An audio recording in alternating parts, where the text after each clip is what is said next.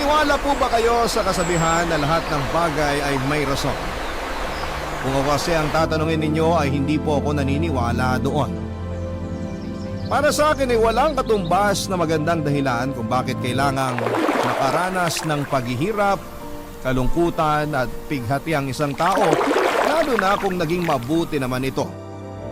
Walang inaapakang kapwa at higit sa lahat ay tapat at totoo. Bago ko po umpisahan ang kwento ko na ibabahagi sa programa ninyong Barangay Love Stories ay magpapakilala po muna ako, Papa Dudut.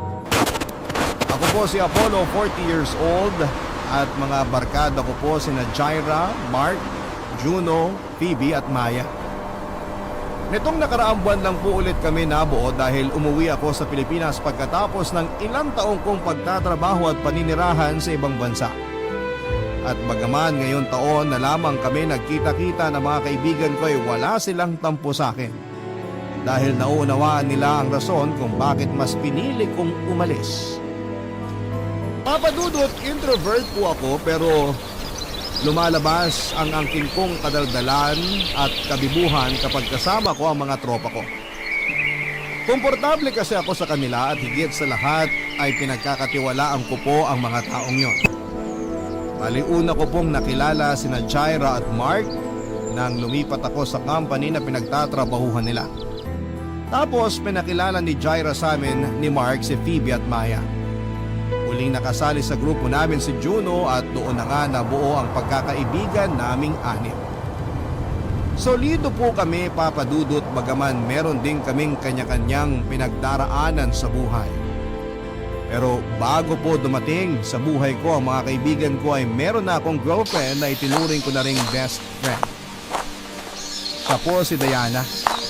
6 na taon na po kaming in a relationship nang mabuo ang barkada namin ni Jaira.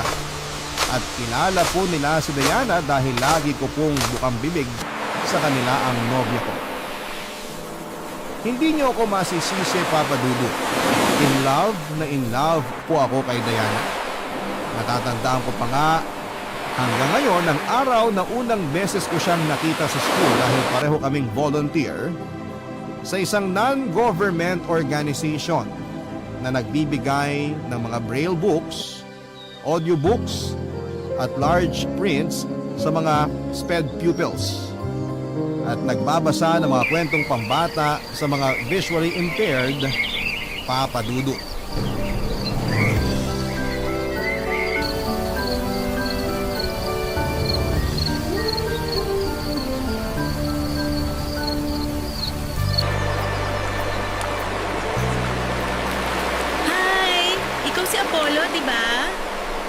Oo. Ikaw naman si Ate Diana? Yun kasi ang tawag sa'yo ng mga bata. Ay, sandali. Meron pa silang isang tawag sa'yo eh. Ate Ganda? Naku, conscious nga ako pag tinatawag nila ako ng ganun. Pero ang cute nila, no? Tinatawag nilang maganda at gwapo yung mga tao hindi dahil binabase nila sa itsura.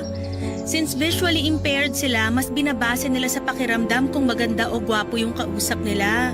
Nakakataba ng puso pag galing sa kanila yung mga papuri kasi alam mong totoo at espesyal. Pero totoo rin naman na maganda ka. Ay, pulero ka! Hindi ah. Kumain ka na ba? May tinapay at juice pa rito. Gusto mo? Ayos lang. Medyo busog pa naman ako. Mamaya na lang. Parang ngayon lang kita nakita. Naka-attend ka na ba sa mga ganitong event dati? Hindi pa. Mahihain kasi ako. Kung di lang ako in-invite ng chairman ng org na to, hindi ako makakasama sa event nila. Masaya naman pala. Nag-e-enjoy ako. Ikaw, regular volunteer ka ba rito? Oo, nagsimula ako 3 years ago. Ang ganda rin kasi ng advocacy nila kaya pinaglalaanan ko talaga ng panahon kapag may volunteer work sila para makasama ako. Marami na rin akong nakilala rito. Yung iba naging kaibigan ko na. I hope maging magkaibigan tayo. At sana makita kita sa next event. For sure, magkikita pa tayo ulit. Kasi natutuwa ako at nag-e-enjoy ako. Iba rin sa feeling kapag nagkakawang gawa ka. Uy, totoo yan. Sabi sa akin ng mama ko, hindi natin kailangan maging mayaman para makatulong sa iba. Yung presence natin at effort, sapat na para pasalamatan kanila. Tama naman, pero mas maganda pa rin kung mayaman tayo para marami tayong natutulungan. Gusto ko yung sinabi mo. In fairness sa'yo di halatang mahiyain ka.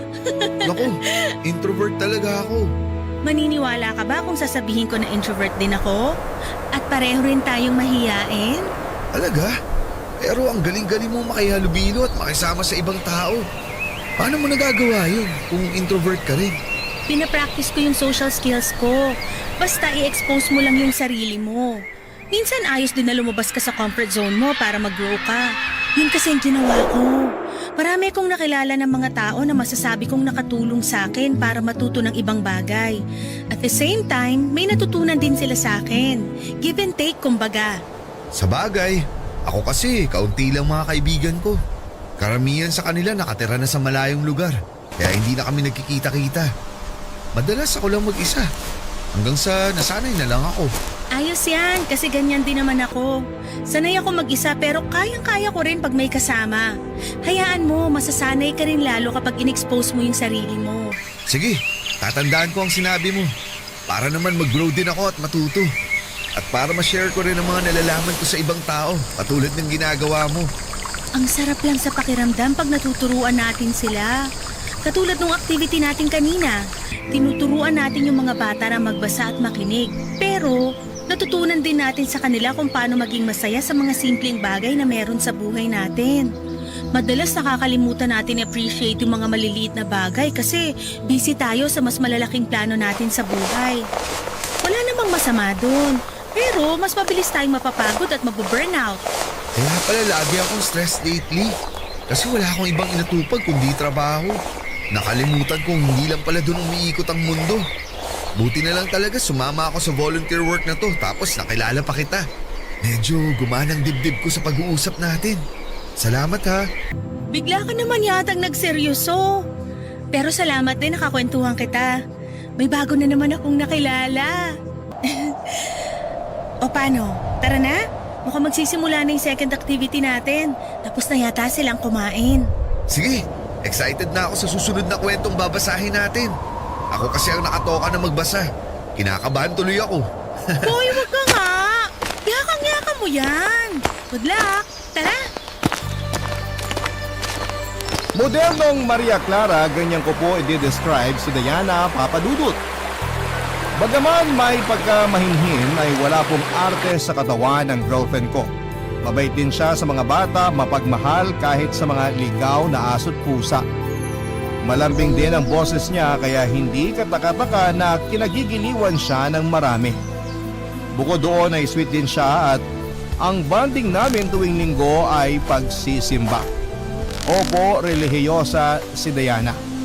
At noong nagkakilala kami at nagkakwentuhan ay naglakas loob akong hingi ng number niya para pwede pa rin kaming mag-usap kahit na walang volunteer ang NGO na sinasalihan namin. Binigay naman po sa akin ni Diana ang number niya kaya tuwang-tuwa ako. Nagsimula kaming magpalitan ng text messages at masasabi kong dahilan kung bakit ako napupuyat sa gabi. Pero wala po akong pinagsisihan, Papa Dudu. Nagtatrabaho po bilang executive assistant sa isang pharmaceutical company si Diana, Papa Dudu. May mga oras na sinusundo ko siya sa pinagtatrabahuhan niya, parang para yayain kumain sa labas o di kaya manood ng sine. At habang tumatagal ang pag-uusap namin ay lumalalim po ang pagkakakilala ko sa kanya. At ang masasabi ko lang ay lalo akong humahanga sa kanya, Papa Dudu. Pareho po kasi kami ng values at moral lalo na sa pamilya. Importante sa amin na i-honor namin ang aming mga magulang dahil silang nagdala sa amin sa mundo. Kaya nga hindi katakataka na nahulog ang loob ko kay Diana. Kabado ako nang aminin ko pa nga sa kanya na gusto ko siya nang higit pa sa isang kaibigan at laking tuwa ko nang sabihin niyang pareho kami ng nararamdaman. Sinabi ko po sa kanya na gusto ko siyang ligawan, bagay na sinang-ayunan naman po niya. At kahit na wala akong masyadong alam sa panliligaw, ginawa ko po ang best ko para makuha ang matamis niyang oo, Papa Dudu.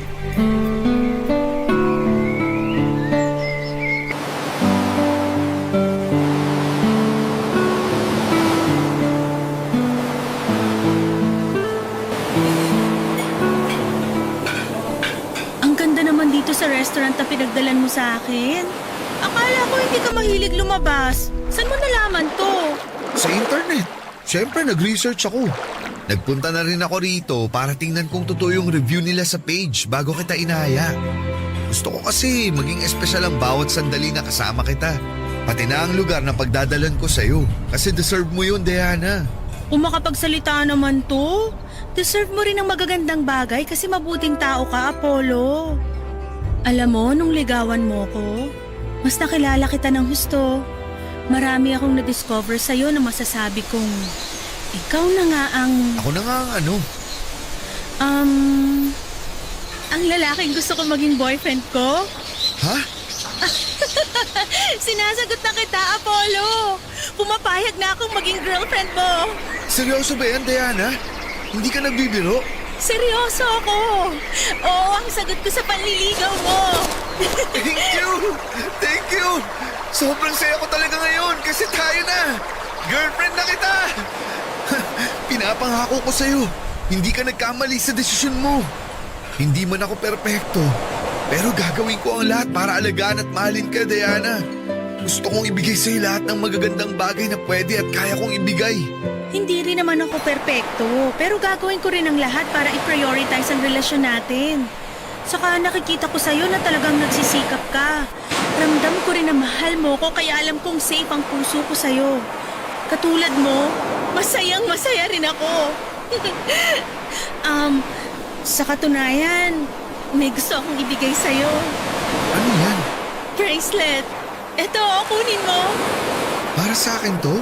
Oo, simbolo yan ng pagsagot ko sa'yo para maging boyfriend ko. Special ang bracelet na yan dahil ako ang gumawa niyan. Gusto ko kasi maging memorable ang importanteng araw na to kaya nagpatulong ako kay mama na gawin yan. Alam niya na plano na kitang sagutin ngayon kaya sinabi niya sa akin na gumawa ako ng isang bagay na ibibigay ko sa'yo para hindi mo makalimutan ng araw na naging official na tayo. Nakaka-touch naman. Thank you, Diana. Kasi nag-effort ka pa. Na-appreciate ko tong bracelet at ang ganda-ganda. Lagi ko tong isusuot para hindi ko maramdaman na magkahiwalay tayo. Bakit? May plano ka bang mag-abroad? Ha? Wala. Ba't ko naman gagawin yun? Sabi mo kasi kahit magkahiwalay tayo. Ikaw kabago-bago lang natin, plano mo na yatang subukang makipag-LDR? Huwag ganun.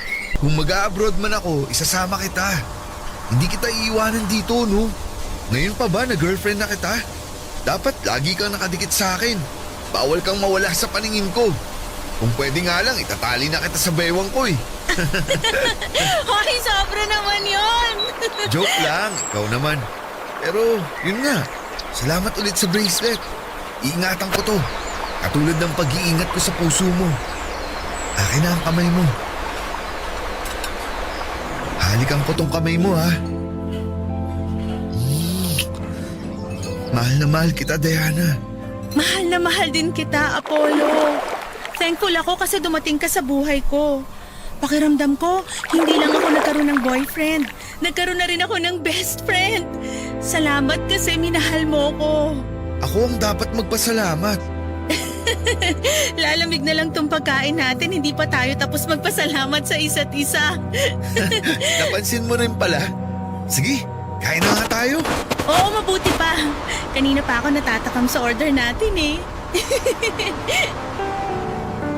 Sino mag-aakala na ang isang tahimik na lalaki na katulad ko ay magkakaroon ng girlfriend sa katauhan ni Diana Papadudu?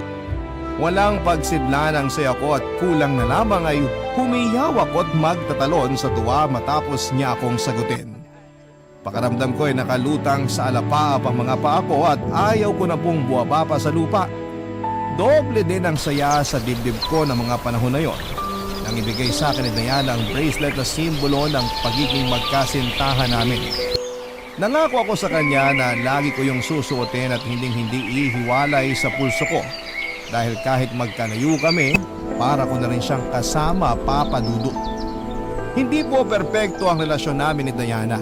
Dumaraan din kami sa mga away-bate pero sa huli ay namamayani sa amin ang komunikasyon at pagkakaunawaan kaya nagtagal ng 6 na taon ang aming pagsasama bago dumating sa buhay ko ang mga barkada ko, Papadudu. At kahit gano'n na nga kami katagal ni Diana ay nananatiling nasa honeymoon stage pa rin kami sa relasyon namin. No wonder, ako ang tinaguriang loyalista sa grupo namin samantalang si Mark naman ang playboy at si Jaira ang NBSB. Pero hindi po ako nahihiya sa bansag kong yung na pagiging good boy at stick one dahil para sa akin, si Diana na babaeng makakasalam ko at magiging ina ng mga anak namin. Pero hindi sa lahat ng pagkakataon ay ayon sa amin ang kapalaran. Dahil ng mga panahon na yon ay sinubok po kami ng langit nang bigla na lamang nagkasakit si Diana. Hindi lang po yun basta sakit na nawawala kapag ipinagpahinga mo ng ilang araw, kundi higit pa doon ang dumapo sa kanya. Sa huling check-up ni Diana ay nakumpirma po namin na meron siyang malalang sakit na leukemia. Barangay Love Stories. Barangay Love Stories. Malaman kong may malubhang sakit ang girlfriend ko, Papa Dudu. Pareho kaming umiyak noon ni Diana nang lumabas ang resulta ng mga laboratory test sa kanya. Hindi namin alam ang gagawin dahil napakaliit ng tsansa ng mga taong nakakasurvive sa leukemia. Bukod doon ay kinain din kami ng pagtataka kung bakit siya nagkaroon noon. Nagsimula kami magtanong sa parents niya kung meron ba silang history ng naturang sakit at doon namin na pag-alaman na meron siyang tiyahin sa pinsan na namatay sa parehong karamdaman. Sa kabila ng lahat ay nagpaka-positibo kami ni Diana, Papa Dudut. Hindi namin inisip na may sakit siya, sa halip ay tinuring namin na pagsubok lamang ang lahat, na sa huli ay malalagpasan din namin ito. Nang mga panahong yon ay ginugol ko ang buong atensyon ko sa pag-alalay kay Diana, lalo na nang magsimula siyang sumailalim sa chemotherapy. Sinigurado ko po na nasa tabi niya lamang ako palagi kapag pinagdadaanan niya ang masasakit na parte ng gamutan niya. Hawak ko po ng mahigpit ang kamay niya, Papa Dudut, pagkatapos niyang ikimo. Tapos nagkukwento ako ng magagandang bagay para makalimutan niya ang sakit na nararamdaman niya. Dahil sa pagiging abala ko sa girlfriend ko ay hindi na ako masyadong nakakapasok sa opisina. Ubos na rin ang leave credits ko kaya nagtitiis akong umabsent na walang bayan. May mga oras na pinapapasok na ako ni Diana kapag binabantayan siya ng family member niya. Bagay na ginagawa ko na lang para kahit paano ay hindi po ako matanggal sa kumpanyang pinagtatrabahuhan ko. Pero ang hirap mag-focus sa trabaho dahil nasa ospital at nasa kanya ang isipan ko, Papa Dudu.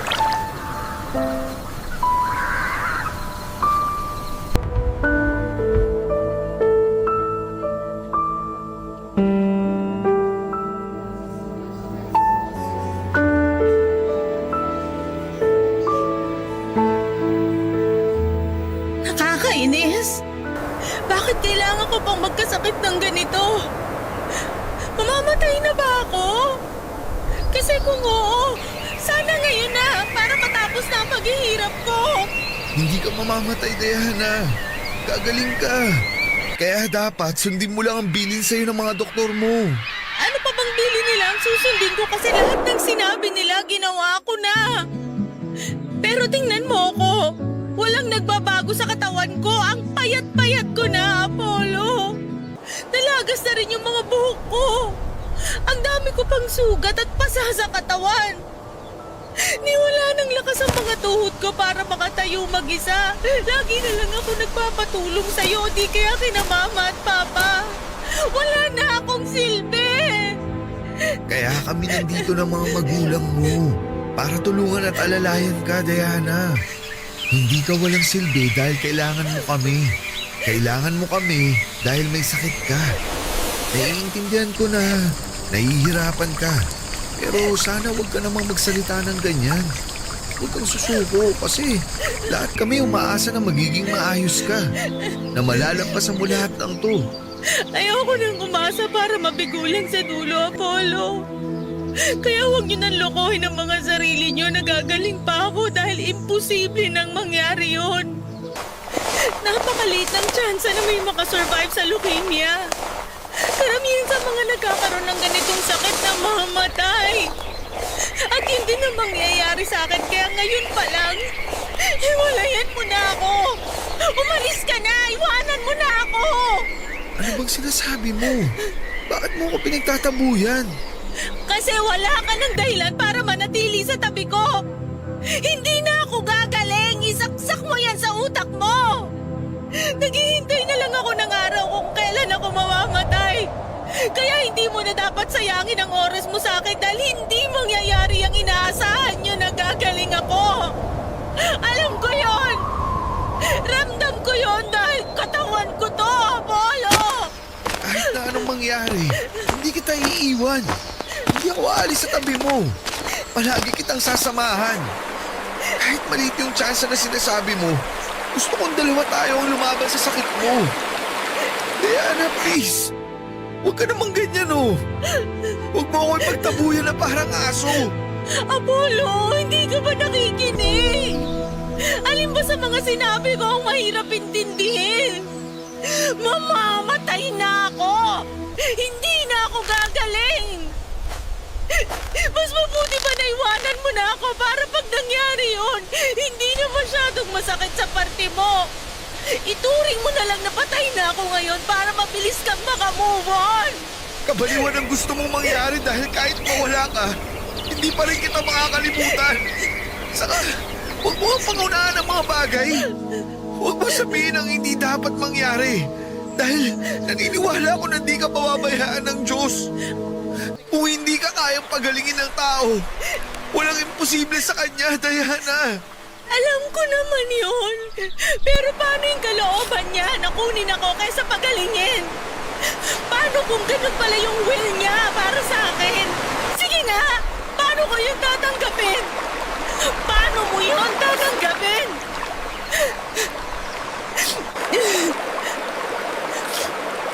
Alam mo ang unfair ng Diyos.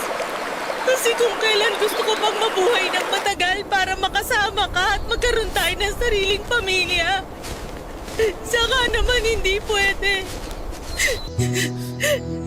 Simula nung malaman ko may leukemia ako, gabi-gabi kong kinakausap ang Diyos para matanong sa Kanya kung bakit kailangan niya akong bigyan ng ganitong klaseng pagsubok na alam kong sa huli, matatalo ako dahil una pa lang, wala na akong kalaban-laban. Galit ako sa Kanya! Kasi sa dinami-dami ng masasamang tao sa mundo, ako ba talaga? Ako! Hindi ako perpekto, pero ginagawa ko ang lahat ng makakaya ko para maging mabuting tao! Tapos yung pala magkakasakit lang ako at maagang mamamatay! Marami pa akong gustong gawin kasama ka at ang pamilya ko, pero lahat yun hindi ko na magagawa dahil sa pesteng leukemia na to! Sana kung nagkaroon ako nito nung bata pa ako, para kung mamamatay ako, ayos lang! Hindi ako manghihinaya kasi wala pa naman akong pangarap noon kumpara ngayon!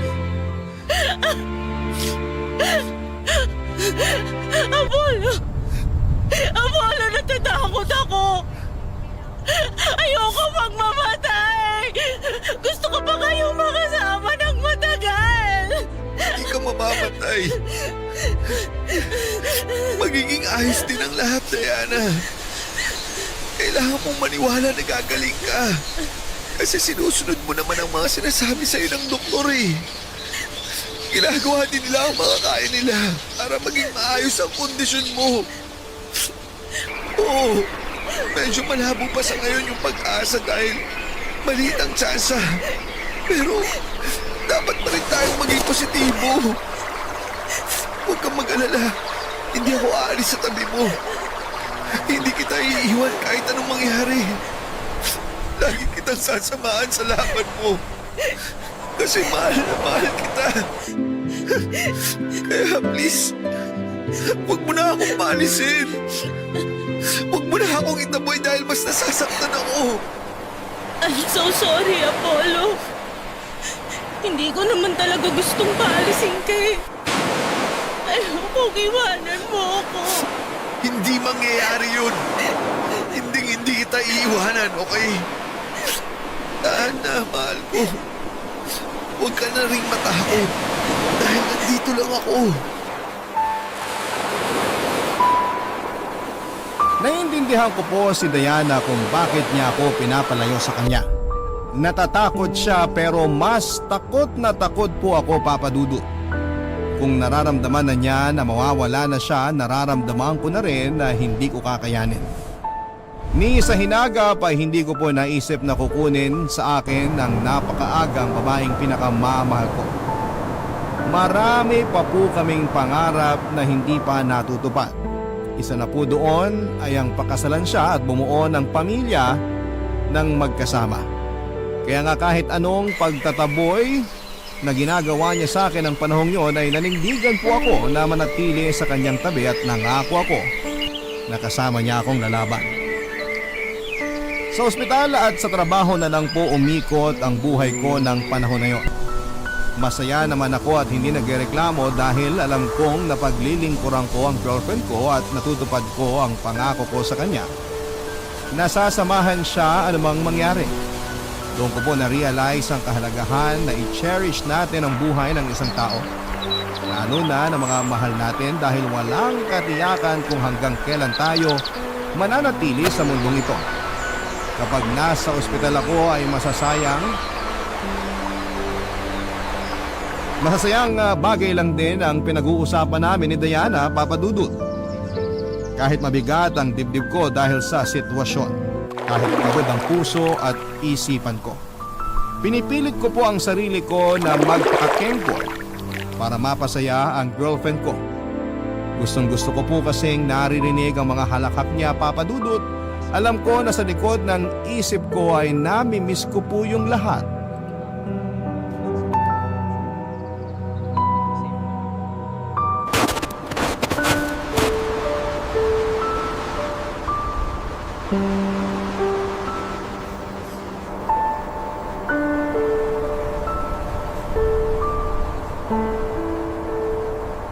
Apollo? Mahal, may kailangan ka ba? Nauuhaw ka ba? O nagugutom? Sorry, nakatulog pala ako. Ayos lang ako. Hindi ako nauuhaw at busog ako. Ayos lang din na nakatulog ka kasi puyat na puyat ka sa pagbabantay sa akin. Obligasyon ko na bantayan ka. Walang kaso sa akin yun. At masaya ako dahil nasa tabi mo ako. Masaya rin ako kasi nasa tabi kita.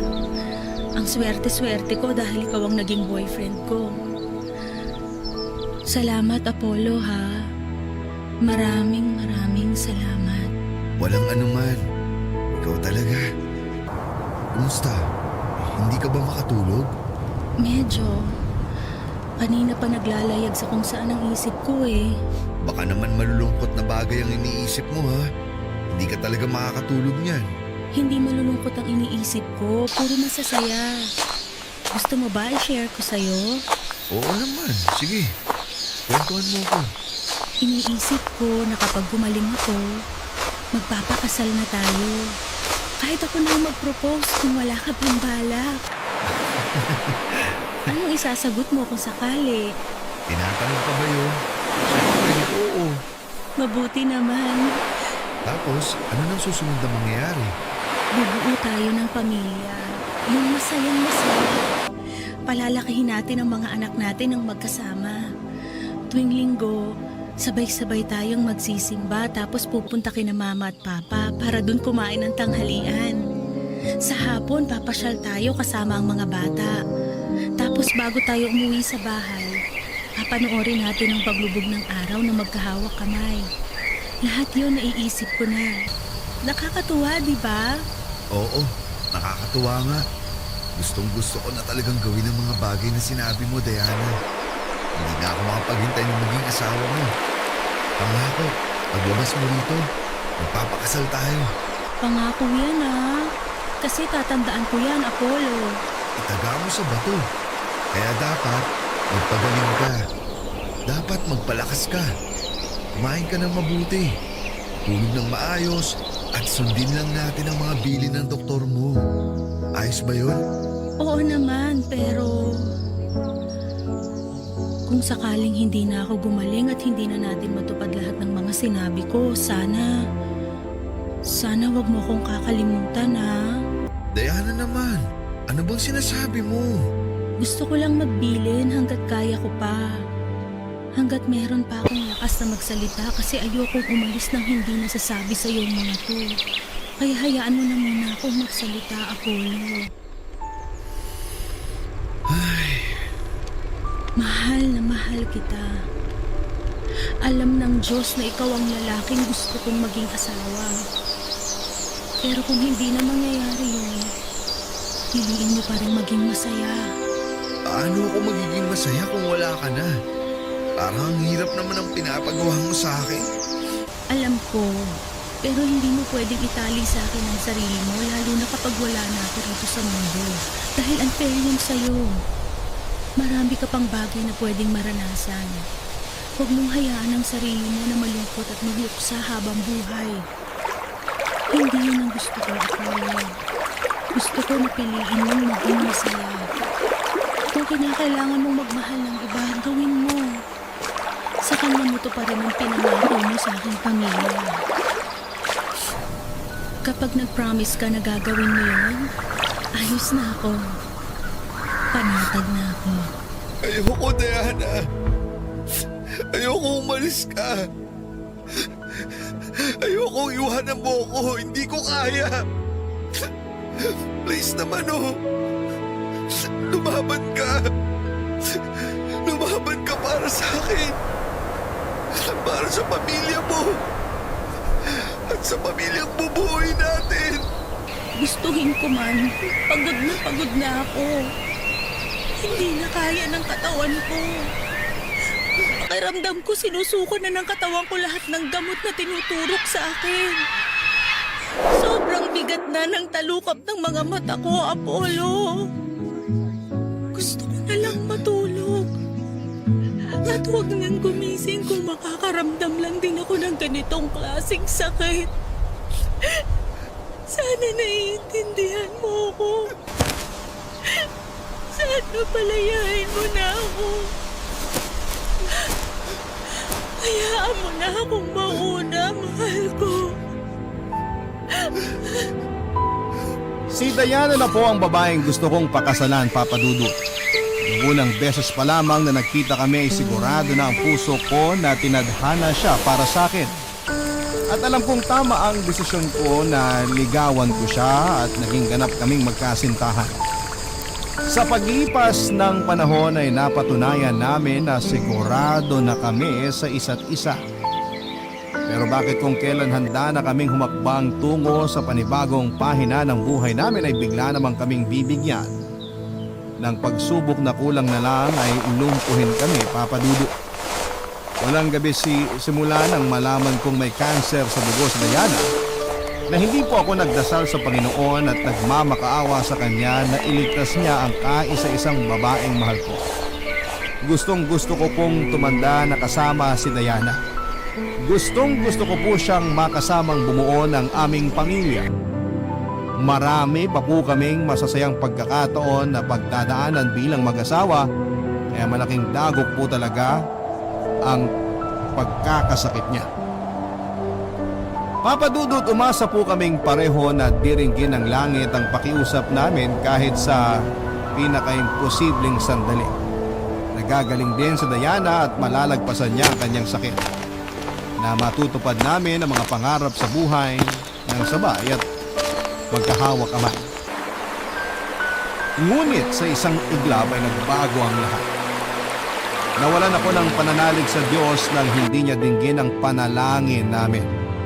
Nawalan ako ng tiwala sa Kanya nang biguin niya ako matapos niyang bawiin sa akin ang babaeng mahal ko, Papa Dudut. Namatay po si Diana. Hindi na kinaya ng katawan niya ang lumulubha niyang sakit, kaya naman iniwan na niya ako.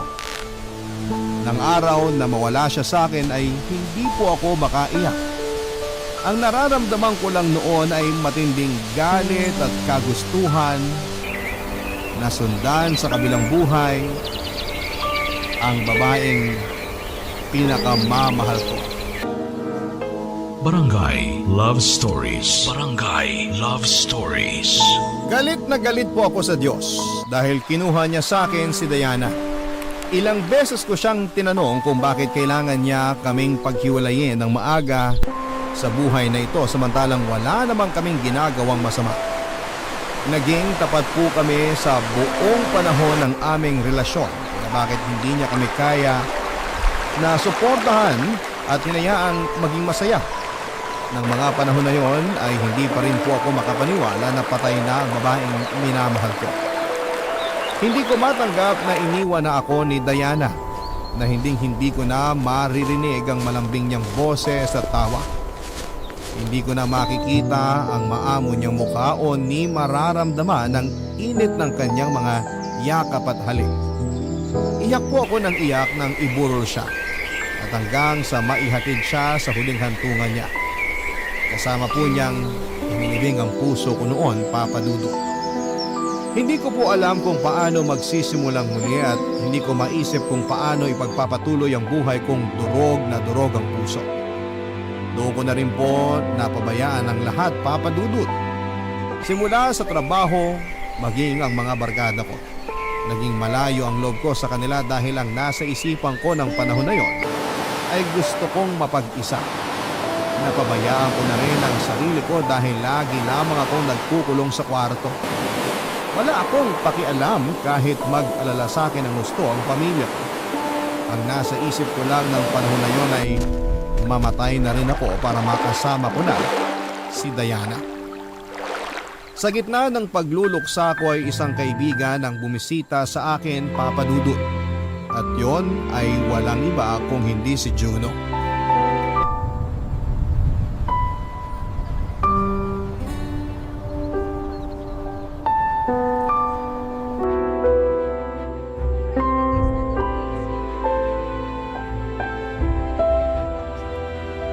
Juno, sorry ha. Hindi ko masyadong nasasagot ang mga text nyo ng barkada sa akin. Ano ka ba? Huwag ka masyado mag-alala doon. Naiintindihan namin ang pinagdadaanan mo. Sa totoo lang, alalang-alala kami sa'yo. Kaya pinapunta nila ako rito para kumustahin ka. Hindi nga lang namin alam kung tumatanggap ka na ng bisita. Pero nagbakasakali pa rin ako. Buti nga pinatuloy mo ako dito sa bahay mo at kinausap mo ako. Sakto ang dating mo. Naiinip na akong mag-isa. Kailangan ko talaga ng makakausap. Sakto, di ba?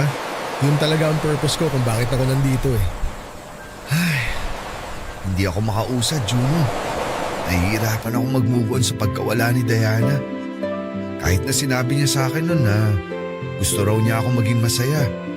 Parang ang hirap namang gawin mo. Paano ba ulit maging masaya kung wala na yung taong dahilan kung bakit ako ngingiti at tumatawa? Paano ulit maging maayos kung alam kong hindi na babalik sa dati ang lahat? Pakiramdam ko, bumalik ako sa simula. Hindi ko na kilala ang sarili ko, Juno. Dahil sa pagkawala ng babaeng mahal ko. Alam mo bro, hindi ko sasabihin na naiintindihan kita kasi ikaw ang eksaktong nakakaramdam niyan.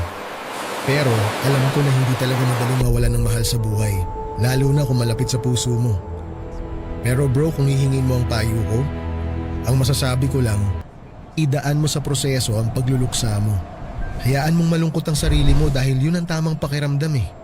Kapag pinigilan mo kasi ang lungkot, may ipon yan sa loob mo. Tapos mabibigatan ka. Kaya ikaw din ang mahihirapan. Kung kinakailangan mong umiyak, humagulgol, magalit, sumigaw, gawin mo. Grieve at your own pace, ika nga. Iba-iba naman tayo ng paraan para makausad sa kabila ng mga pinagdadaanan natin sa buhay. Kung saan ka mas komportable, yun ang gawin mo. Huwag mong madaliin ang sarili mo na makapag-move on kung hindi pa kaya ng puso mo. Darating ka rin doon.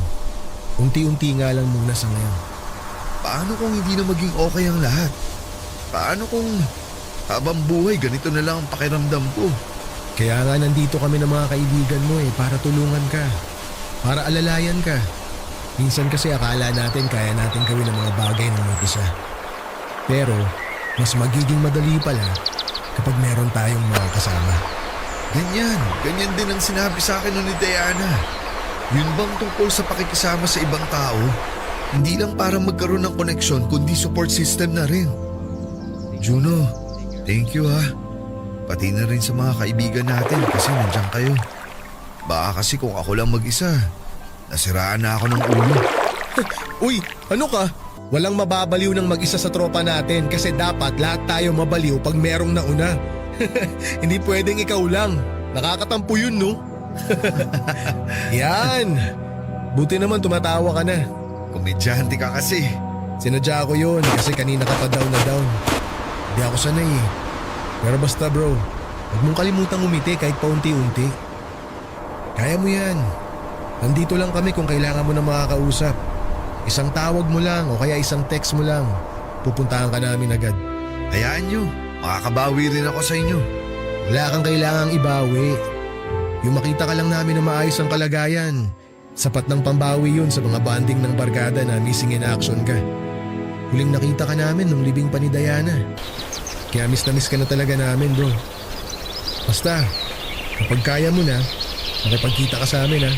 Oo naman, kayo agad ang unang-unang guguluin ko. Kaya mag-ready kayo. Dahil kahit madaling araw, magro-road trip tayo. Asaan namin yan, huwag kang drawing. Ako pa talaga ang drawing. Grabe, nakakasakit ka ng damdamin. Hindi po lumilipas ang sakit at pagluluksa kapag naranasan nating mawala ng mahal sa buhay. Kahit nagdaan ang mahabang panahon ay nagkakaroon lamang ng puwang sa puso natin ng kirot. Pero hindi po ito tuluyang nawawala.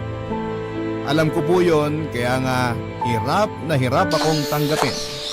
Nainiwan ako ni Diana.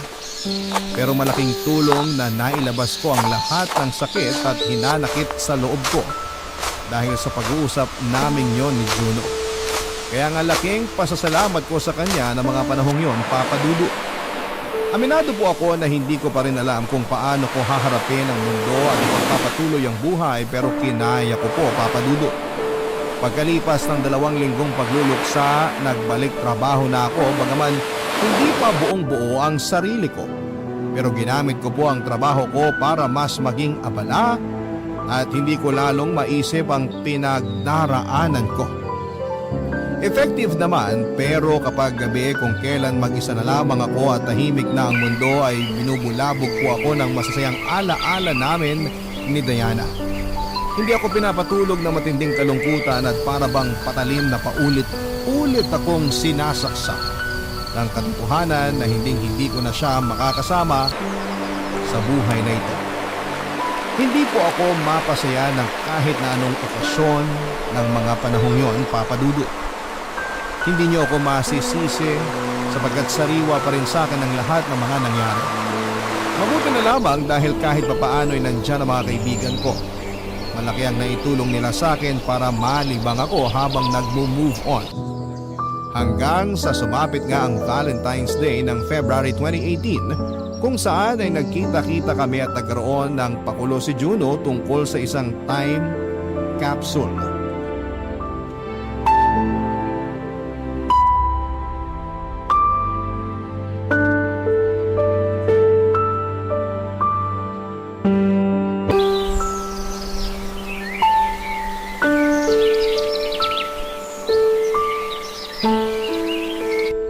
Anong nilagay mo sa time capsule? Yung bracelet na binigay sa akin ni Diana. Sinabi ko noon sa kanya na hindi ko ihiwalay sa akin ang bracelet na yun.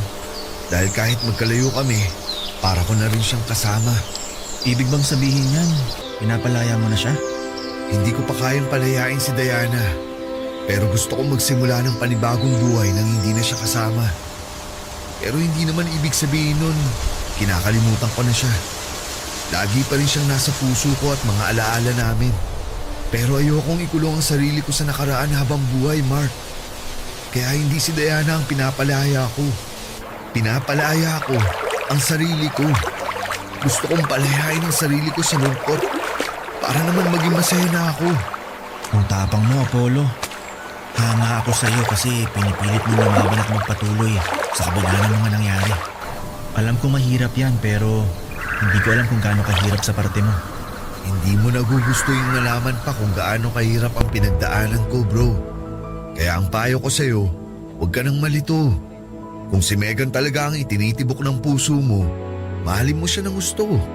Araw-araw mong iparamdam kay Megan na mahalaga siya, na deserve niya ang magagandang bagay sa mundo. Gawin mo yun habang magkasama pa kayo. Oo, gagawin ko yun. Salamat sa mga sinabi mo. Sana ikaw din. Kung sakaling dumating yung araw na magmamahal ka ulit. Sa akin mo pa talaga sinabi yan kilala mo ako kapag nagmahal, di ba? Oo nga pala. Ikaw at si Phoebe ang loyalista sa barkada. Sabi niyo nga. Pero alam mo, mukhang matagal pa bago ako magmahal ulit. Kasi kahit sinabi ni Diana na ayos lang na ma-inlove ako ulit sa ibang babae, hindi ko pa kaya. Hindi ko pa siya kayang i-let go. Di mo naman kailangan madaliin yon. Bigyan mo lang ng time ang sarili mo na i-process ang nangyari. Baka hindi mo nga mamalayan, okay ka na. Naka-let go ka na. Yan din ang sinabi sa akin ni Juno. Na kapag hinayaan kong makaramdam ng tamang emosyon ng sarili ko, mas magiging madali ang paghilom. Talaga? Sinabi niya yun? Alam mo, ang talino talaga niyang si Juno. Tahimik lang yan pero ang daming alam tapos ang lalim pa ng mga salita. Siya rin kasi nagpayo sa akin nasa ospital ako. Kaya thankful ako dahil kaibigan natin siya. Ako rin bro, sa totoo lang. Thankful kasi nakilala natin siya. Ikaw, kumusta naman ang puso mo ngayong Valentine's Day? Eto, nalilito. Pero unti-unti nakukuha ko na yung mga sagot sa mga tanong ko. Siguro kailangan ko nalang lakasan ang loob ko na harapin yung bagay na sinusubukan kong takbuhan. Naks naman! Mukhang nag-mature ka na nga. Tama yan. Huwag kang laging takbo ng takbo. Tapangan mo ang loob mo. Panindigan mo ang dapat mong panindigan. Kayang-kaya mo yan. Ikaw pa ba? Inuto mo pa ako, Apollo. Hindi kaya. Dahil dyan, mag-yosi muna tayo habang hinihintay natin dumating si Phoebe. Ano, G ka? Sige, nanging isa.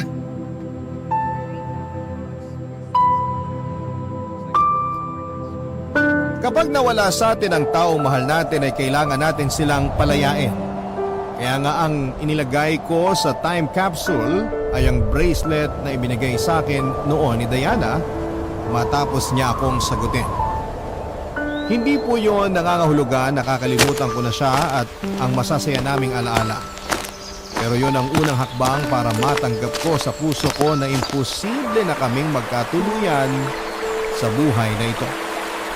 Ayoko pong ikulong ang sarili ko sa bagay na habang buhay kong ikakalungkot, bagaman hindi ako naniniwala na may magandang rason ng kapalaran kung bakit niya ako pinahihirapan. Ay gusto ko pa rin pong umasa na babalik sa akin ang lahat ng kabutihan na ginawa at pinakita ko sa mundo sa pamamagitan ng pagkakaroon ng ganap na pagtanggap sa realidad. Na hindi lahat ng nagmamahalan ay nagsasama ng matagal para sabay na tumanda habang pinapanood ang paglubog ng araw. Alam ko rin po na hindi ako makakausad sa lugar kung nasaan ang dahilan ng pagkalugmo ko. Kaya naman nag-decide po akong umalis sa trabaho ko at mag-ibang bansa.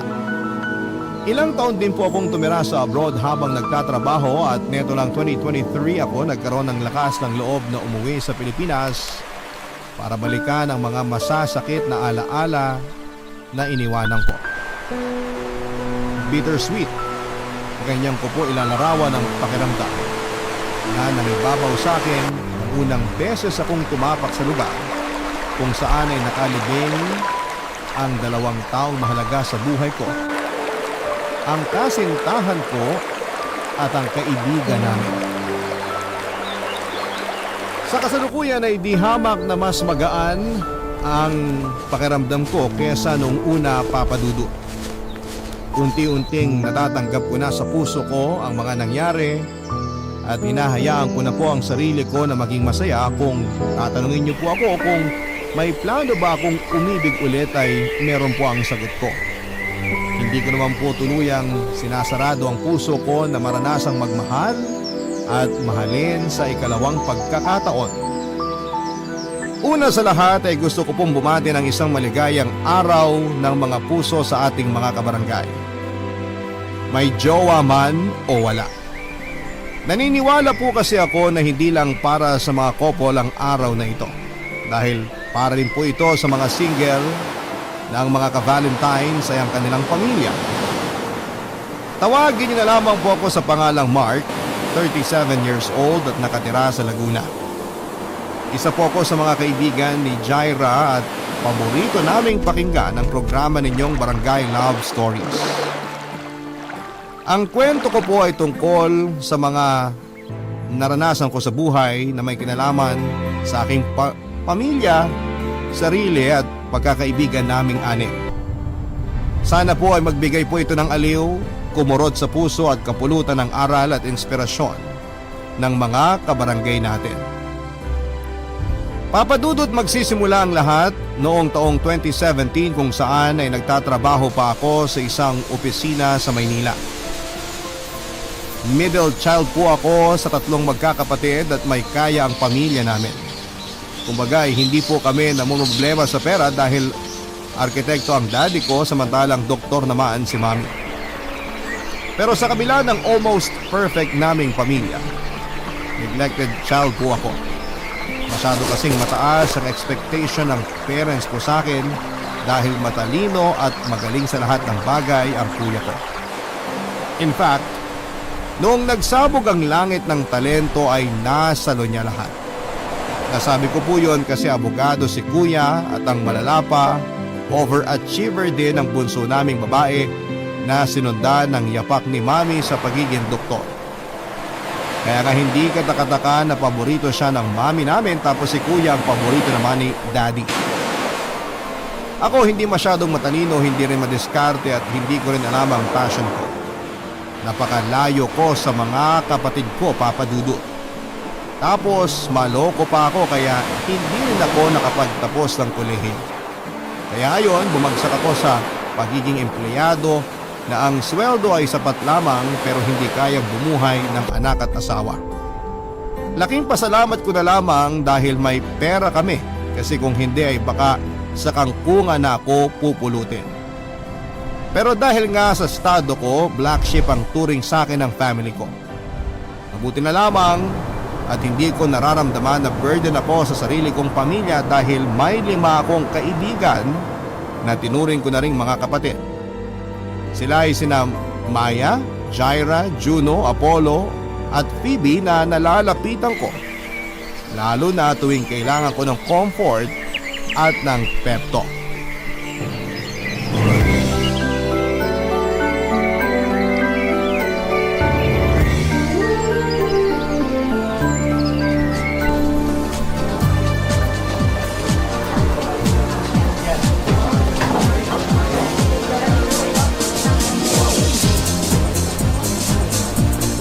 Hoy, dahan-dahan lang naman sa pag-inom. Baka mamaya gumapang ka na pa uwi. Sige ka, hindi kita tutulungan. Bahala ka dyan. Sobra ka naman. Parang wala tayong pinagsamahan ah. Hindi na ba ako malakas sa'yo ngayon? Porque... Oo, wag mo nang ituloy. Baliw. Basta, wag ka lang masyado magpakalasing. Magtira ka ng pang-uwi natin kasi iiwanan talaga kita. Oo na. Sandali. Wala na ba talagang darating sa mga kaibigan natin? Wala na. Si Jaira kasama si Phoebe. May problema raw kasi yung kaibigan natin yun kaya kailangan ng karamay. Si Apollo nagbabantay sa ospital. Si Juno missing in action. Mabuti nga sumagot ka sa tawag ko eh. Buti rin pumayag kang samahan ako mag-inom ngayon. Thank you, Maya. Wala yun. As if naman kaya kitang tiisin tsaka hindi rin naman ako busy. Tapos gusto ko rin namang mag-unwind. Ay, maiba tayo. Bakit pala bigla ka nagyaya ng inuman? May problema ka ba? Hulaan ko. Family problem yan, oh. Kasi di ba? Hindi ah. Wala kaming problema ng pamilya ko. Nag-aya akong uminom kasi wala lang. Feeling ko lang makikipaghiwalay na sa akin girlfriend ko. Wala na rin kasi akong time sa kanya kaya madalas na niya akong inaaway. Wow ha? Wala kang time sa kanya kasi busy ka sa ibang babae, ganun. Uy, hindi naman. Loyal ako pag nasa relasyon. Kaso nakakasawa na siya eh. Ang demanding niya. Gusto kausap ako 24 oras. Kaya ayos na rin sa akin maghiwalay kami. Ang iniisip ko lang, ayoko mabakante. Ibang klase ka rin talaga, no? May hinahabol ka bang kota sa pagkakaroon ng mga babaeng dinedate? May kakilala ka ba na pwede mong ireto sa akin? Malay mo, siya na palang pang seryosohan ko. Nakatulong ka pa na tumino ako, di ba? Ang lakas ng amats mo, swear! Pero meron akong kaibigan eh. Single siya at matagal-tagal na ring walang karelasyon. Kaso hindi kita irereto sa kanya kung kayo pa ng girlfriend mo. Mamaya saktan mo lang din yung tao, sumpa pa ako nun. Uy, sobra ka naman sa akin. Masisisi mo ba ako? Kung magpalit ka ng babae, para ka lang nagpapalit ng damit. Ayoko lang kasing maging isa sa mga biktima mong kaibigan ko dahil nako, sasakalin talaga kita, Mark. Alam mo, Maya, kilala nyo lang akong babaero. Pero hindi nyo alam yung seryosong side ko pagdating sa mga babae. Oo, babaero ako. Pero di ako manloloko. Di ko sila pinagsasabay-sabay. Kaya nga interesado akong makilala yung kaibigan mo. Para dun pa lang, masabi ko na kung compatible kami. Huwag ka mag-alala. Dahil hindi ko naman siya agad aanuhin sa first date namin. Anuhin ka dyan? Napakasira ulo mo, no? Anong pangalan niya? Megan. Ganda ng pangalan. Malakas ang kutob ko na maganda rin yung kaibigan mo. Siyempre, no? Magugustuhan mo siya kasi pasok na pasok siya sa banga. Beauty and brains plus pleasing personality. Basta ayus-ayusin mo lang, Mark. Nako, wag mo siyang paaasahin kung hanggang pagkakaibigan lang ang feelings mo sa kanya dahil nako talagang tatamaan ka sa akin. Promise, hindi ko siya paaasahin. May isang salita ako, Maya. At salamat kasi kapag nag-workout kami ni Megan, ikaw ang una kong ililibre sa amusement park. Di ba? Pangarap mong pumunta dun? Di ba sabi mo gusto mo sumakay sa extreme rides? Hindi kaya. Baka pangarap yan ang isa sa mga naging jowa mo noon. Nalito ka na, dinamay mo pa ako. Ala, mukhang nalito na nga ako. Ibang klase? Hindi kita kinakaya. Mabuti pa, uminom na lang tayo. Order ka pa, libre ko. Ay, dapat lang, no? Kung nagyaya eh.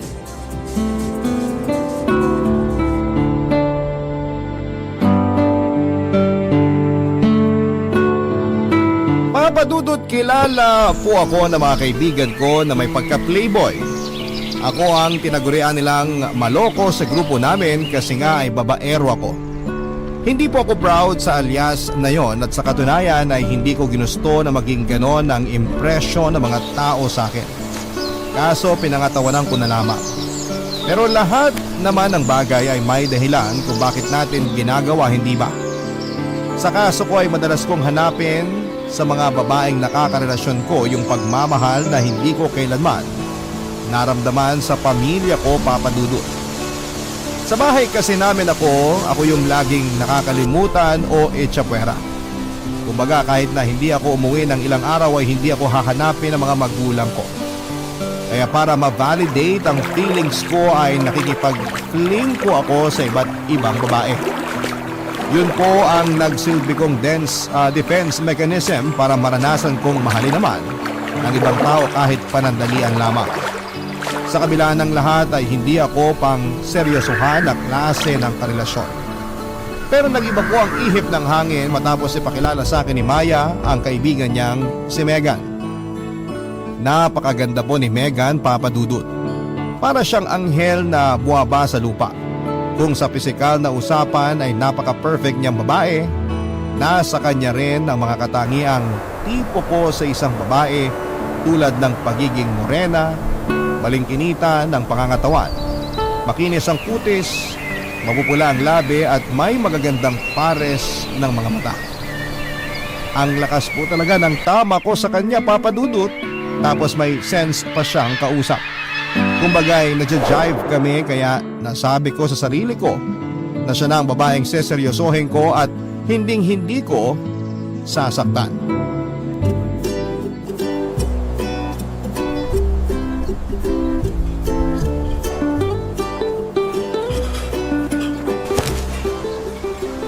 Ay, wow! May fa-fancy restaurant ka yata, Mark. Anong meron, Aber? Tsaka ako lang talaga in-invite mo? Mamaya isipin ng mga tao dito, nagde-date tayo Charot. Swerte mo naman kung i-date kita. Alam mo, puro ka kalokohan. Ikaw lang niyaya ko kasi may gusto kong itanong sa'yo personally. Naku, yan tayo eh. Sige, ano ba yon? Tungkol kay Megan. Kwentuhan mo pa ako tungkol sa kanya, Maya. Medyo nakuha niya kasi ang interest ko pero hindi ko naman siya matanong dahil natatameme ako pagkaharap siya. Seryoso? Ikaw? Si Mark the Great? Natatamemi sa babae? Parang hindi naman ka panipaniwala yun. Punong-puno ka kaya ng kumpiyansa mula ulo hanggang paa. At saka nasa balat mo ng kayabangan, uy. Ewan ko ba? Pero pagdating kay Megan parang lagi ako nawawala sa wisyo. Alam kong hindi yun normal sa akin kasi nga, tulad ng sabi mo, punong-puno ako ng kumpiyansa. Pero, basta, iba siya sa lahat. Kaya nga nakuha niyang interest ko eh. Ngayon gusto ko naman siyang makilala ng husto. Sobrang walang kwenta kasi yung mga naitanong ko sa kanya nung nakita kami. Ni hindi ko man lang natanong yung mga basic. Sige. Ano bang gusto mong malaman? Yung mga gusto niya, sa pagkain. Mahilig ba siya sa mga resto na ganito o may iba pa siyang gustong kainan? Para naman kapag niyaya ko siya mag-date, alam ko kung saan siya dadalhin. May paborito ba siyang pagkain? Saan siya may allergy para maiwasan kong bilhin? Ba? Ayos ah. Mukhang interesado ka nga sa kaibigan ko. Tinamaan ka? Sagutin mo na lang kasi mga tanong ko, Maya. Please naman oh. Oh well, hindi naman maselan si Megan pagdating sa pagkain. For sure, ma-appreciate niya kapag dinala mo siya sa mga mamahaling restaurant katulad nito. Pero mas komportable siya sa mga normal lang. Yun bang hindi masyadong sosyal? Wala naman kasing arte sa katawan ng babaeng yun eh. Kaya niya mag-adjust, pero kung ako sa'yo, tanungin mo rin siya. Communication is the key pa rin. Okay, noted.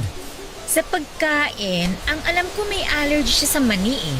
Favorite niya chicken. Kahit na anong luto, adobo, tinola. More on Filipino food ang taste niya. Ay, mahilig din pala siya sa Indian food. Mahilig din siya sa gulay, seafood. Kaya nga sexy yun eh, tsaka ang ganda ng kutis. Sa dessert naman, ang consistent niyang ino-order kapag pumupunta kami sa mga coffee shop, tiramisu. Mahilig kasi yun sa kape, kaya kahit dessert niya, may kape. Wow, salamat. Mukhang magkakasundo nga kami kasi mahilig din ako magkape. At mahilig ka rin mang babae. Noon yun, no? Hindi na ngayon kasi nandyan na si Megan. Ay nako, ayusin mo talaga Mark ha. Pangatawanan mong kaibigan ko at wag na wag mo siyang sasaktan ha.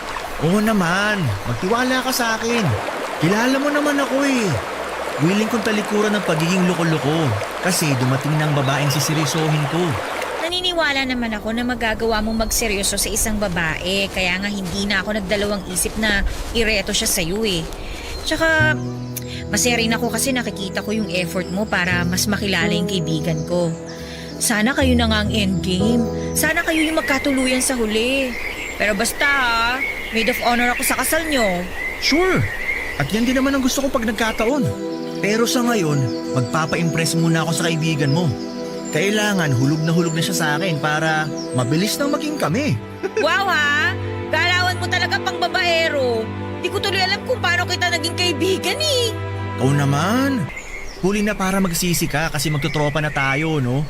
Tsaka ngayon ka pa talaga luminya ng ganyan pagkatapos ng lahat. Ewan ko sa'yo.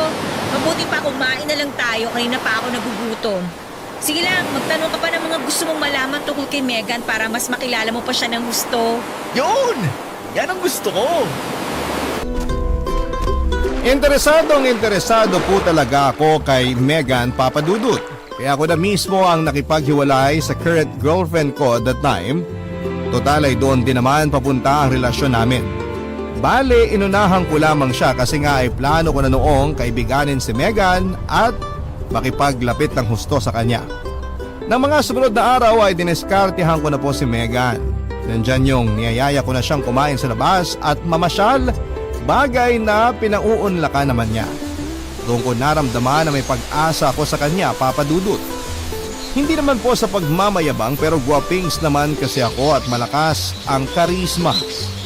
Pero alam kong hindi ako pwedeng magloko dahil lagot ako kay Maya, kaya nga inassure ko siya na malinis ang intensyon ko sa kaibigan niya. Dumating po yung point na sinimulan ko ng ligawan si Megan, Papadudut. Desidido kasi akong patunayan sa kanya na totoo ang feelings ko at willing akong paghirapan ang matamis niyang oo. Hindi nga nagtagal ay sinagot niya ako at naging opisyal na naging magkasintahan kami. Corny man sa pandinig ng iba. Pero ako na yata ang pinakamaswerteng lalaki sa balat ng lupa dahil girlfriend ko na si Megan. Wala pong araw na hindi ako nagpapasalamat sa Diyos at kay Maya dahil nakilala ko ang isang babae na sure na akong pakakasalan ko pagdating ng panahon. Barangay Love Stories. Barangay Love Stories. Almost perfect mga kapuso, ganyan ko po i-describe ang relationship namin ni Megan. Kumbaga, hindi na namin kailangang kilalanin ng matagal ang isa't isa dahil ramdam na namin na may connection kami. Sobrang compatible po namin at malayong malayo sa mga babaeng nakakarelasyon ko. Kumbaga, noong ko lang naramdaman yung spark na hindi ko nakita noon sa iba kundi kay Megan lamang. Opo, tama kayo, sobrang in love na ako sa kanya. Bago sa akin yung pakiramdam kasi hindi ako sanay dahil hindi ko naman po ito kinamulatan sa loob ng pamamahay namin. Kumbaga, nasabi ko na lamang sa sarili ko na capable po pala ako magmahal ng isang tao. At yun nga po ay sa katauhan ni Megan. Napaka-komportable po kasi niyang kasama. Hindi niya binabaliwala ang nararamdaman ko sa tuwing nagkukwento ako sa kanya maliit man o malaking bagay. Sa bahay man namin o sa opisina. Pinakikinggan niya po akong mabuti at napaka-attentive niya, Papa Dudut. Hindi rin po mababa ang tingin sa akin ni Megan at ramdam na ramdam ko na mahal niya rin ako katulad ng pagmamahal ko sa kanya. Kapag binabalikan ko ang alaala ng una naming pagkikita hanggang ngayon ay kinikilig pa rin ako. Siyempre dahil masaya ako ng panahon na yon. Gusto ko po yung ibida sa mga kaibigan ko.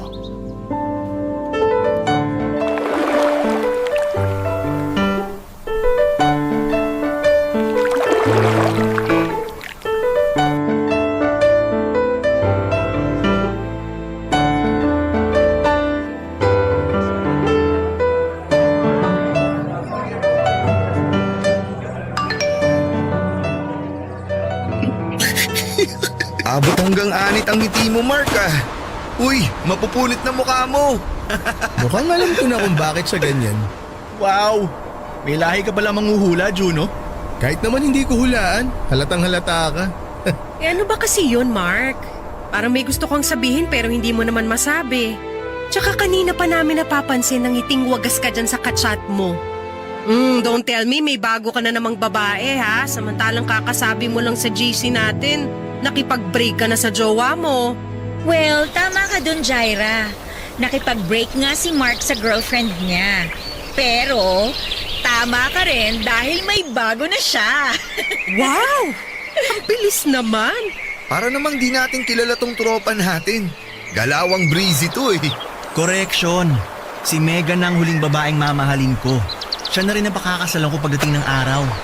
So, totoo nga na may Megan ka. Seryoso ba yan? Baka mamaya ibang pangalan na ng babae ang binabanggit mo sa amin sa susunod na magkita tayo, ha? Seryoso ako sa kanya, Juno. Huwag kang ano. Para sa akin, si Megan na ang the one. Actually, yan din ang akala ko, Juno.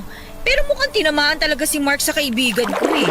Kaya nga sabi ko, kapag nagpakasal sila, kunin nila akong maid of honor.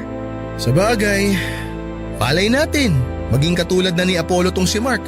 Yun bang loyalista at marunong makontento sa isang babae? Pero bro, good luck sa inyo ni Megan ha. Sana magtagal kayo. Salamat. Gusto ko rin talaga na magtagal kami. Mature na talaga ang kaibigan nating to. Bakit parang pinagsakluban ng langit at lupa ang itsura mo, Jaira? Di ka ba masaya para kay Mark at Megan? Ha? Ako pa ba? Ganito lang talaga ang itsura ko pero happy ako para kay Mark. Pareho pa sila ng initials ni Megan, meaning meant to be talaga sila. Bakit kami? Pareho din naman kami ni Mark na letter M ah. Meant to be naman tayo ah. Meant to be na maging magkaibigan. Tama ka na nga. Mag-focus ka na lang sa bagong M sa buhay mo. Pero sobrang saya namin para sa'yo, Mark. Congrats. Pero mas magiging masaya kung ililibre mo pa kami. Total, para na rin natin sineselebrate yung newfound love mo. Sige lang, order lang kayo. Si Maya magbabayad. Hoy, ang kapal mo ha. Si Jaira daw may sagot. Layasan ko kaya kayo. May regla ka ba, girl? Ba't ang sungit mo? Baliw! Anong masungit? Imahinasyon mo lang yun. Maya, mabuti pa wag mo nang asarin tong si Jaira. Senyasan mo na lang yung waiter kasi o-order ako ng atsara. Nakakaumay si Mark eh. Kanina pang ngiti ng ngiti. Ay nako, iba na talaga ang in love. Tapos may ka-Valentine pa. Swerte mo nagkataon na may chicks ka ngayong Valentines. Nako basta Mark, umayos ka. Si Mark pa ba?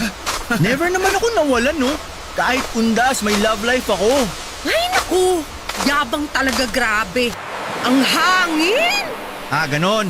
O di hindi ko kayo ililibre. Oy, charot lang, ikaw naman. Uy, say sorry to our Mark the Great na, guys. Sayang ang libre. Sorry po, kamahalan.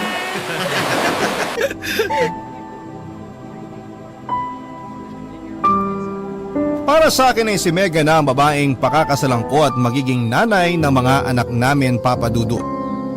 Mahirap mang paniwalaan dahil sa reputasyon kong hindi marunong magseryoso at babaero, pero iba pala kapag nahanap mo na ang the one mo. Kusa kang magpapakatino at sa kanya ka lamang titingin. Kaya nga kahit na hindi makapaniwala ang mga kaibigan ko ay desidido akong pangatawanan ang pinangako ko sa kanila na si Megan ang huling babaeng mamahalin ko habang buhay.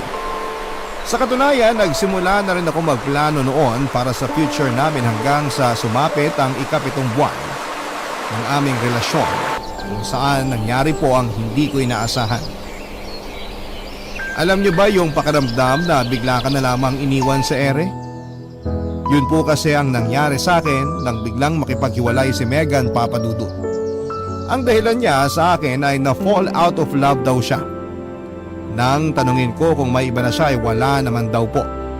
Pero that time ay gusto na niyang makipagkala sa akin at syempre dahil nga mahal na mahal ko na siya, hindi po ako pumayag. Nagmakaawa po ako kay Megan na huwag naman akong iwanan at hiwalayan pero naging bingi po siya sa pakiusap ko. Doon na siya nagsimulang hindi magparamdam sa akin, Papa Dudut. Hindi ko na makontak ang number niya kaya nataranta ako at nasaktan na rin ako ng husto dahil sa pakiramdam na iniwanan niya ako. Pero hindi gumagawang ikwento sa mga kaibigan ko dahil ayokong maapakan ng ego ko. Ayoko ring isipin nila na may babae akong iniiyakan. Kaya si Maya na lamang po ang kinausap ko tungkol dito.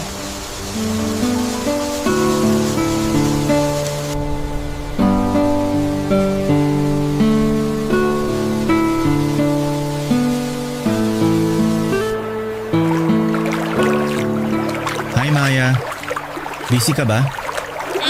Medyo. Sandali. Ba't malungkot ang boses mo? Malungkot talaga ako. Sa sobrang lungkot ko, wala akong ganang pumasok sa office. Nangyari sa'yo? Wala ka naman sakit? Wala. Pero masakit ang puso ko. Tsaka napatawag ako kasi gusto kong itanong kung magkasama ba kayo ngayon ni Megan.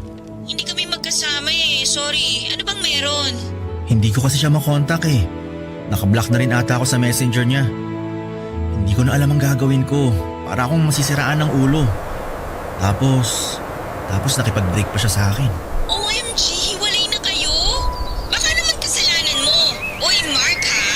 Wala akong ginagawang masama. Siya ang nakipaghiwalay. At pumayag ka naman. Akala ko ba mahal mo? Mahal ko nga. Hindi ako pumayag pero mapilit siya. Ayoko naman ipagpilitan yung gusto ko kasi nakikita kong ayaw na talaga niya. Sige nga, kung ikaw nasa posisyon ko, saan ka lulugar? Magpapaubaya ka rin tulad ng ginawa ko. Pero miss na miss ko na siya, Maya. Gusto ko siyang kausapin. Gusto kong isalba pa ang relasyon namin kasi hindi ko kayang mawala siya sa akin. Ay. Alam mo, ang laki na talaga ng pinagbago mo, Mark. Halatang mahal na mahal mo si Megan at seryoso ka sa kanya. Nangihinayang ako sa nangyari sa inyo. Pero ano daw bang rason niya? Bakit siya nakipag-break sa'yo? Ang sabi lang niya sa akin na fall out of love siya. Ewan ko. Hindi nga ako makapaniwala at hindi ko matanggap. Hindi ko alam saan ako nagkulang dahil sobra-sobrang binibigay kong pagmamahal at atensyon kay Megan. Alam mo yan, Maya. Kaya nalulungkot talaga ako ngayon. Gulong-gulo na rin ang isip ko. Medyo magulo nga. Kaso sorry ha. Kasi hindi rin siya pumapasok sa trabaho nitong nakalipas na araw eh. Ha? Bakit kaya? Hindi ko rin alam. Noong una, hindi ko napapansin kasi busy rin ako sa trabaho. Pero ayun, nalaman ko na lang na nag-file siya ng sick leave. Nung nalaman ko yun, sinubukan ko siyang tawagan pero hindi ko naman siya makontak. Akala ko wala lang yun kasi nandyan ka naman kaya hindi na ako masyadong nag-alala. Pero ngayon nalaman kong break na kayo, baka kailangan lang din niya ng time na iproseso yung nangyari sa inyo. Well, kung ano man yung rason niya, hayaan na muna nating pag-isipan niya yun. Malay mo malinawan siya at magkabalikan kayo. Sana nga. Umaasa pa rin kasi ako na magkakabalikan kami. Ako rin. Pero huwag mo masyadong paasahin ang sarili mo dahil baka masaktan ka lang. Anong gagawin ko? Wala akong makausap. Para ako mababaliw. Okay, sige. Mabuti pa, tawagan mo si Jaira. Magka-text kami kanina, nagtanong siya ng recipe ng curry salad. Tapos nabanggit niya na naka-off siya ngayon.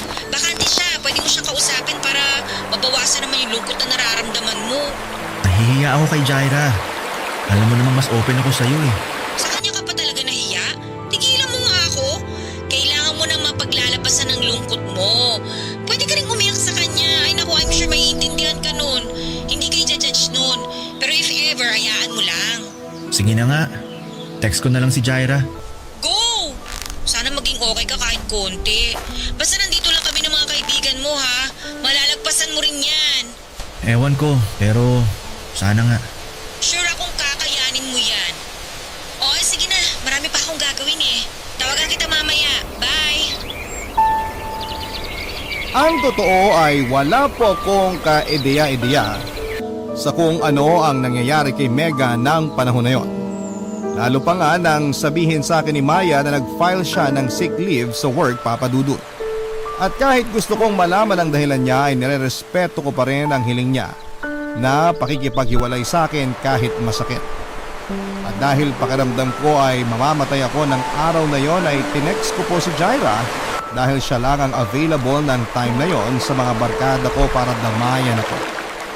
Ang ending, nag-drive po ako papunta sa apartment niya at nag-inuman kami, Papa Dudu.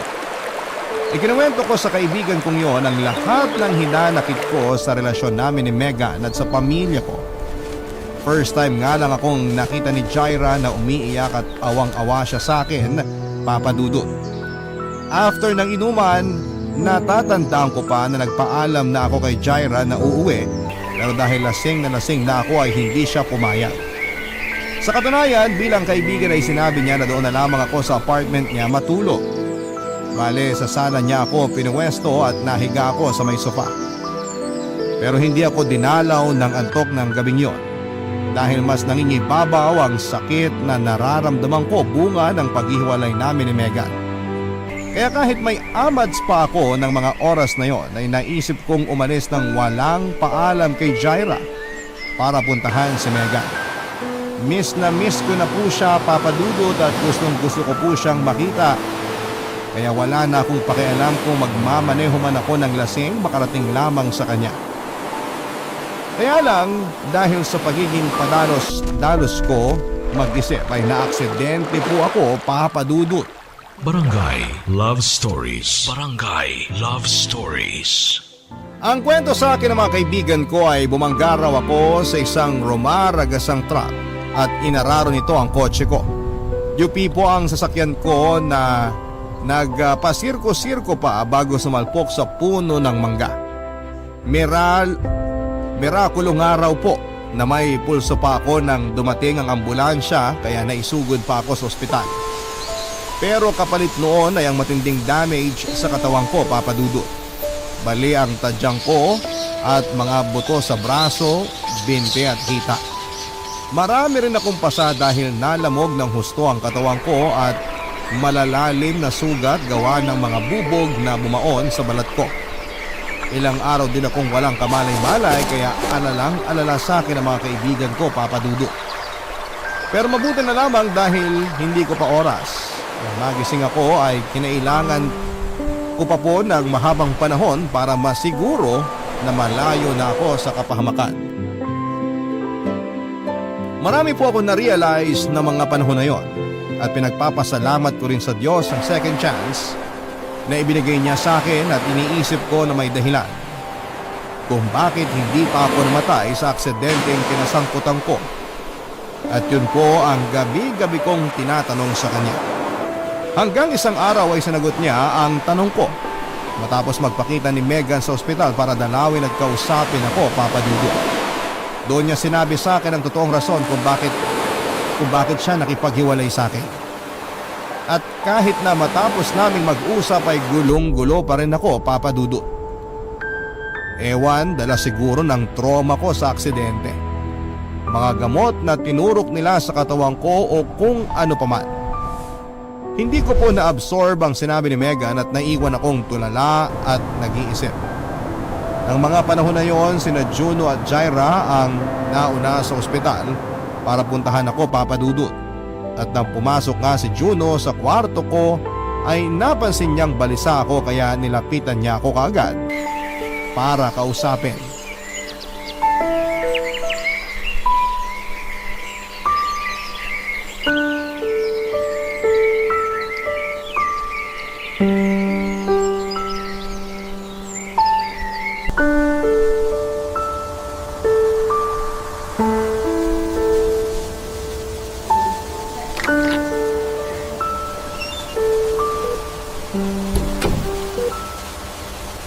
Kumusta na pakiramdam mo?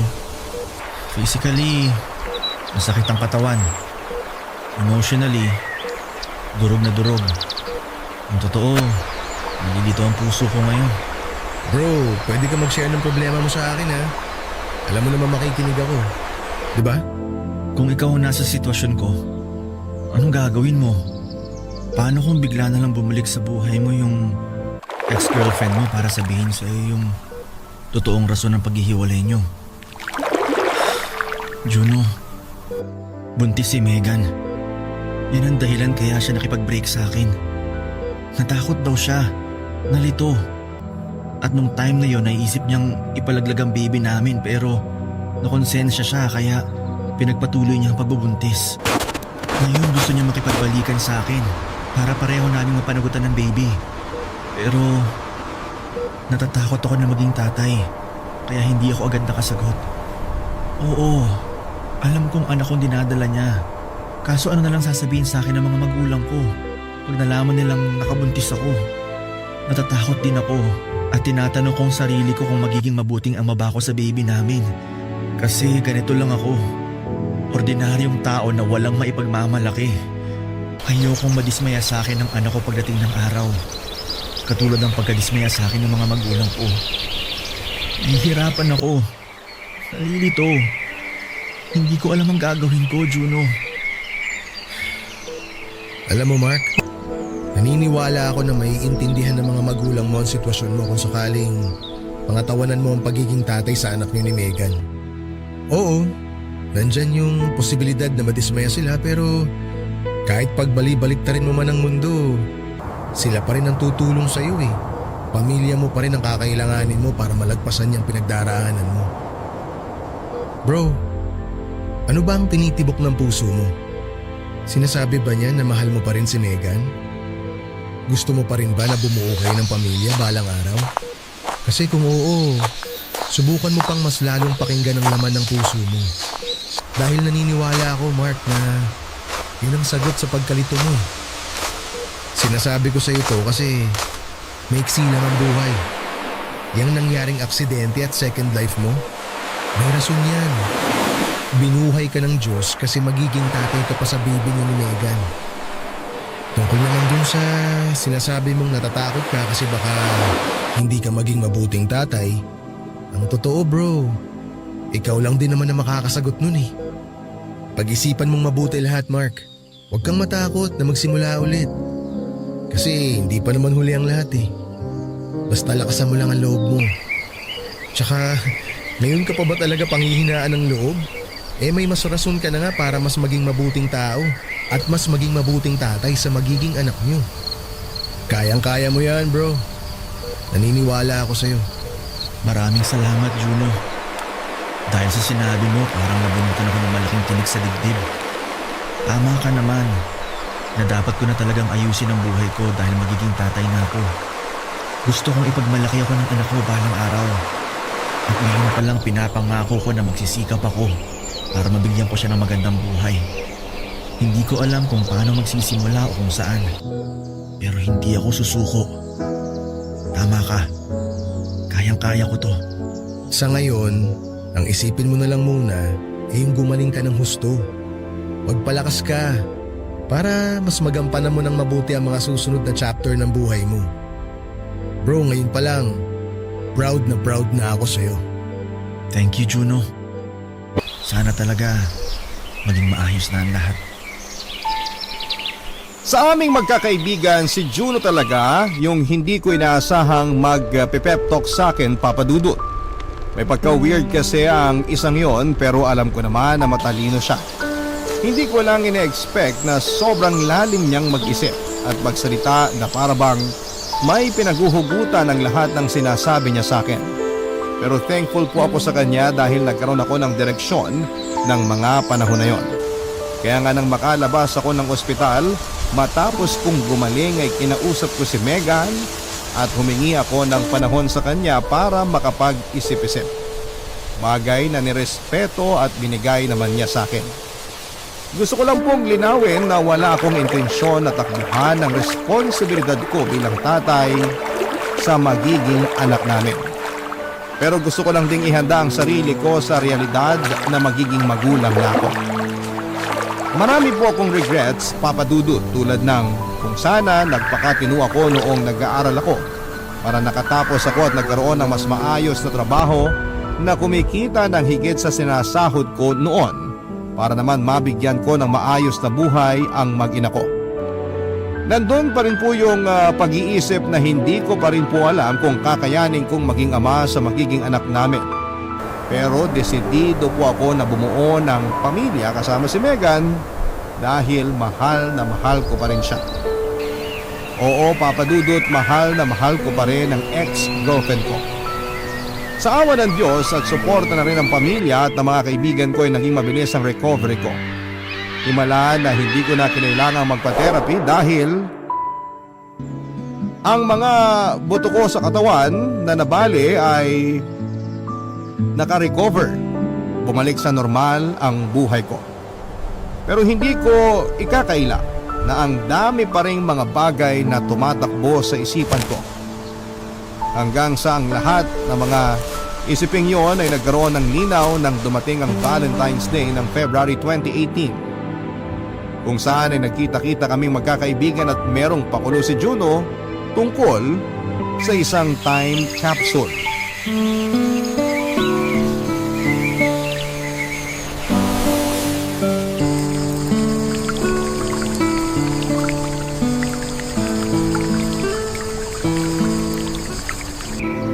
Hi!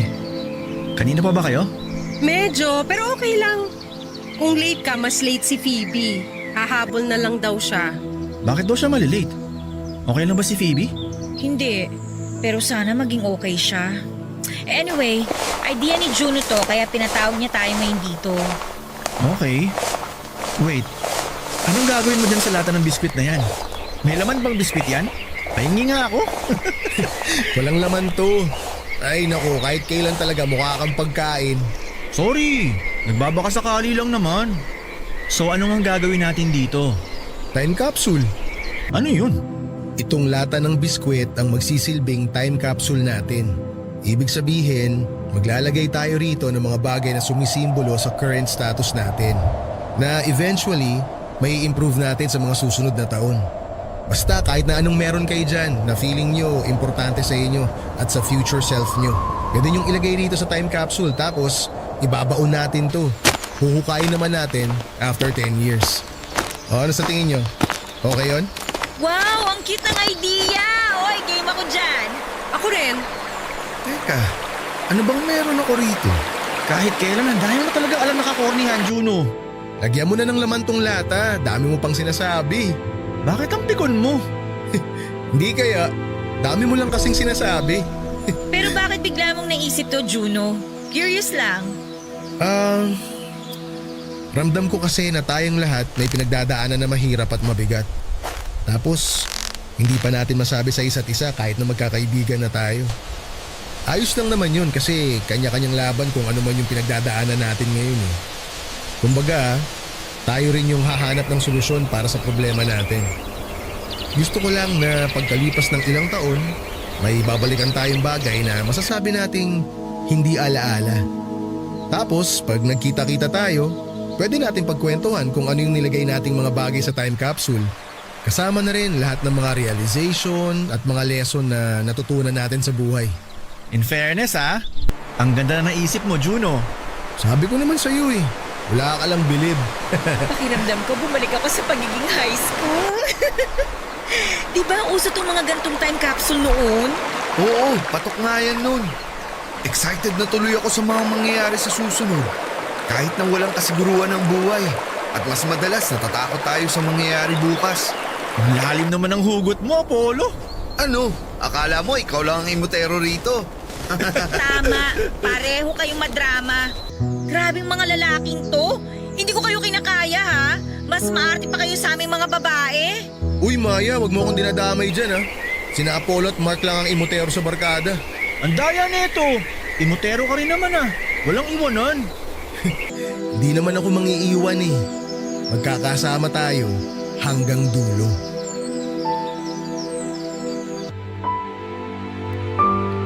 Sonogram ng magiging anak namin ni Megan ang nilagay ko sa time capsule, Papa Dudut. Iniwan niya yon sa akin noong nagkita at nag-usap kami sa ospital. Doon ko po na-realize na ang baby na yon ay bunga ng pagmamahalan namin ni Megan. Ibig sabihin bilang mga magulang nito ay dapat ay tanggapin namin siya at mahalin. Wala na po akong pakialam sa mga sasabihin ng parents ko sa akin sakaling malaman nila na magkaka-baby na ako dahil ang mahalaga lang sa akin ng mga panahon na yon ay ang katotohanan na hindi ko ipaparanas sa anak ko na maging neglected child katulad ko. Nangako po ako sa sarili ko na palalakihin ko siya na punong-puno ng pagmamahal. Kaya nga nang maghiwa-hiwalay kaming magkakaibigan that night ay dumiretso po ako sa bahay ni na Megan para kausapin siya at ayusin ang relasyon namin. At dahil mas matindi po ang kagustuhan naming maging mabuting magulang sa baby namin at ihemplo na rin ito paglaki ay nagkabalikan kami at nang sumunod na taon ay nagpakasal na. Tulad ng inaasahan, disappointed sa akin ang parents ko pero pinaglaban ko po at pinanindigan ang mag-ina ko, bagay na nakita nila sa akin kaya na-realize nila na nagbago na ako. Kumbaga hindi na ako yung dating Mark na sakit sa ulo dahil pilit ko pong pinagbubuti ang disposisyon ko sa buhay para sa pamilya namin ni Megan. Hindi nagtagal ay naging okay din po ang relasyon namin ng mga magulang ko at ang baby namin na unang apo nila ang nagkonekta sa amin para tuluyang mabuo at maging isang pamilya, Papa Dudut. Napakasaya ko po kaya lalo akong nagsikap sa buhay para mapaunlad ang aking sarili. Sa tulong ng mga magulang ko ay nakapag-umpisa kami ng negosyo ni Megan na kumikita ng stable. Hindi na ako empleyado tulad ng dati dahil ako na ang boss sa sarili naming negosyo. Plus meron pa akong maraming oras para sa pamilya ko. Kaya nga nasasabi ko na hindi lang para sa magkasintahan ng Valentine's, para din po ito sa pamilya at sa mga kaibigan natin.